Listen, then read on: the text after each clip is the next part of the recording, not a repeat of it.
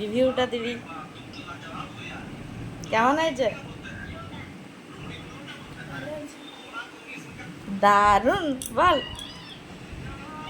ভালো হয়েছে। আচ্ছা, সিম্পল কুকিং উইথ মৌমিতা রান্নাঘরে সবাইকে স্বাগত। আজকে বানিয়ে দেখাবো আম পোড়া শরবত বা আম পান্না। আম পান্না এটাকে বলে। আম পোড়া শরবতটা আরেকদিন বানিয়ে দেখাবো। তো আম পান্না বানানোর জন্য প্রথমে জিরে আর শুকনো লঙ্কাকে ভালো করে বেটে নিলাম ভেজে পর। এরপর একটা আমকে প্রেসার কুকারের মধ্যে দিয়ে দিচ্ছি, নিয়ে ভালোভাবে জল দিয়ে আর সেদ্ধ করে নেবো। এই প্রসেসে বাড়িতে একবার আম পান্না বানিয়ে দেখুন, দারুণ লাগবে। বাড়ির সবাই একদম বলবে প্রত্যেক দিনই বানাতে। এরপর আমটাকে সেদ্ধ করে নেব।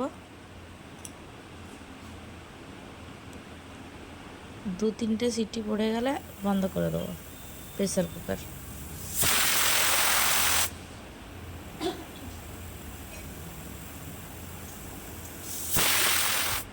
আম সেদ্ধ হয়ে গেছে, আমটাকে বের করে তার আমের গায়ের ছালটা ছাড়িয়ে নেব। এই প্রসেসে একবার বাড়িতে আম পান্না বানিয়ে দেখুন, বাড়ির সবাই খুব এই গরমে শান্তি পাবে ঠান্ডা শরবত খেয়ে। অবশ্যই বাড়িতে বানিয়ে দেখুন। আমের গায়ের যে ছালটা ওটা আমি ভালোভাবে ছাড়িয়ে নিচ্ছি। চকাটা বাদ দিয়ে দিতে হবে। এটা আমার গাছের আম, তাই বোটা সমেতই আমি দিয়ে দিয়েছি। কত বড় আমটা দেখুন, অনেক শাঁস আছে আমটাতে। এবারে এর শাঁসটাকে বের করে নেব।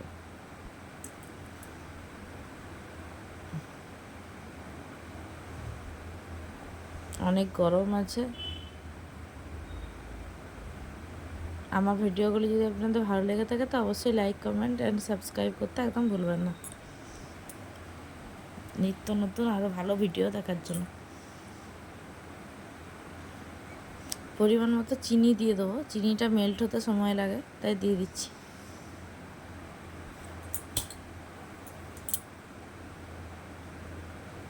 এরপর পরিমাণ মতো লবণও দিয়ে দেবো।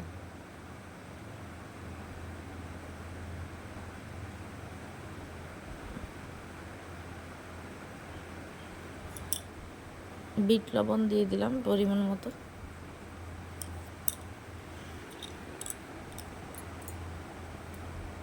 এবার ভালোভাবে মেখে নিতে হবে।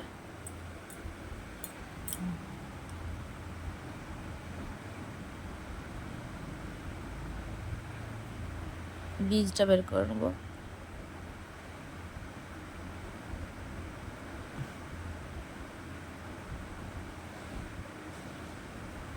গরমের জন্য বীজ বার করতে পারছি না, বীজটা বার করে দেখাচ্ছি। এরকম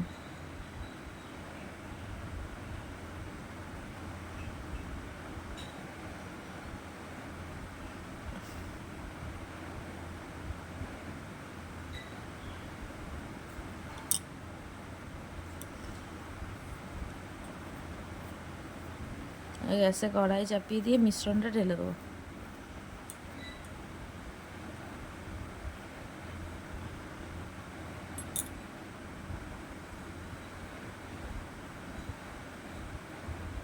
কড়াই মিশ্রণটা ঢেলে একবার ফুটিয়ে নিলে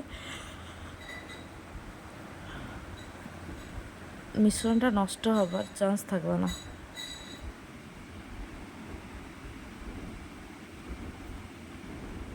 এতে সব কিছুই দেওয়া আছে, শুধু একবার ফুটিয়ে নিলেই হয়ে যাবে।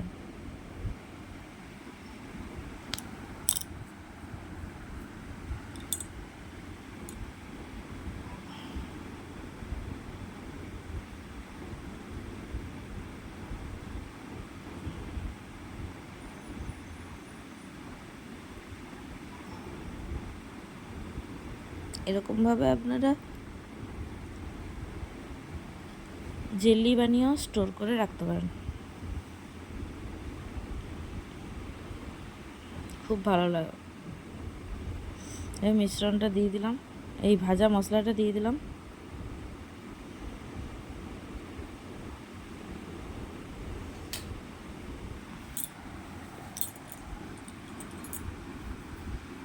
রেডি হয়ে গেল আমার মিশ্রণটি।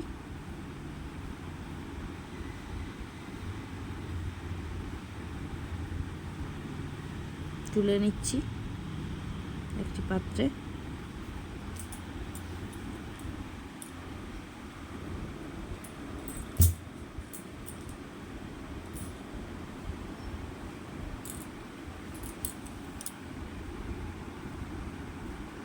এবার এটা একটু ঠান্ডা হতে দেবো, তারপর শরবত বানাবো।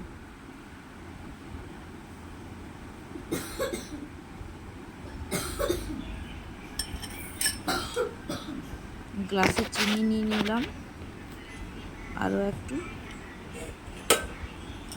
এবার এই মিশ্রণটি নিয়ে নেবো, ঠান্ডা হয়ে গেছে।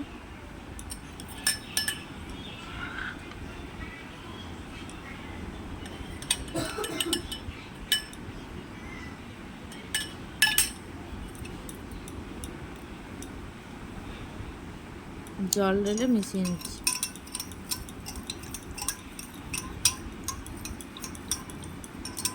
তাহলে রেডি আমাদের আম পান্নার শরবত। লেবু দিয়ে ডেকোরেশন করে নিলেই রেডি।